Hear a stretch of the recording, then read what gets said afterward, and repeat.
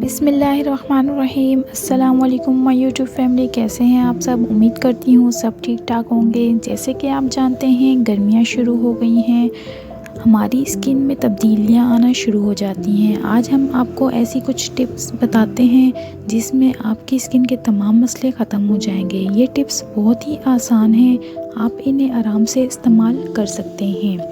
سب سے پہلا مسئلہ ہائیڈریشن کا ہوتا ہے۔ اگر آپ کی باڈی ہائیڈریٹ نہیں ہوگی تو آپ کے چہرے پر جھریاں، دانے وغیرہ آ جائیں گے۔ اگر آپ پانی کا استعمال زیادہ کرتے ہیں اور پانی والے پھل کھاتے ہیں، اس سے آپ کے یہ مسئلے ختم ہو جائیں گے۔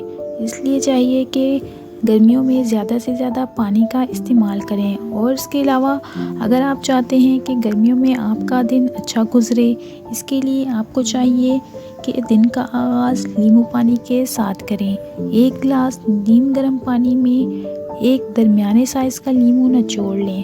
اگر ایسے پی سکتے ہیں تو بہت اچھا ہے، ورنہ اس میں اپنے ذائقے کے مطابق شہد شامل کر لیں۔ اس کے 3 بڑے فائدے ہیں۔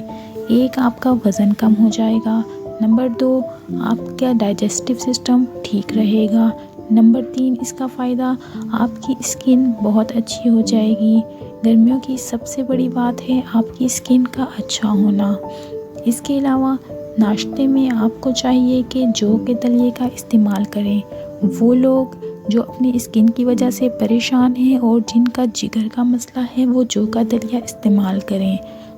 اگر آپ اپنا ویٹ کنٹرول کرنا چاہتے ہیں، دوپہر کے ٹائم سلاد کا استعمال لازمی کریں۔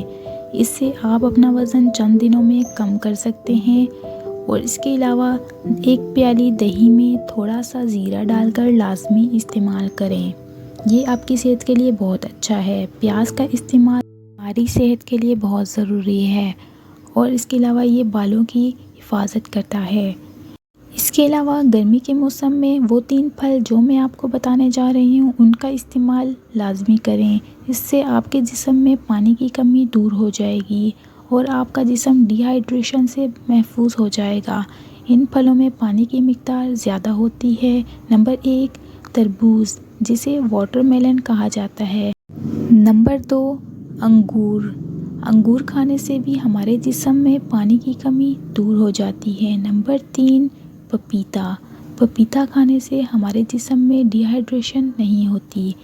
اس کے علاوہ گرمی کے موسم میں آپ اپنے ڈائجسٹو سسٹم کو اچھا کرنے کے لیے پودینے کا قہوہ بنا کر پی سکتے ہیں۔ اس سے آپ کی اسکن بھی اچھی ہو جائے گی اور آپ کے وزن میں بھی کمی آ جائے گی۔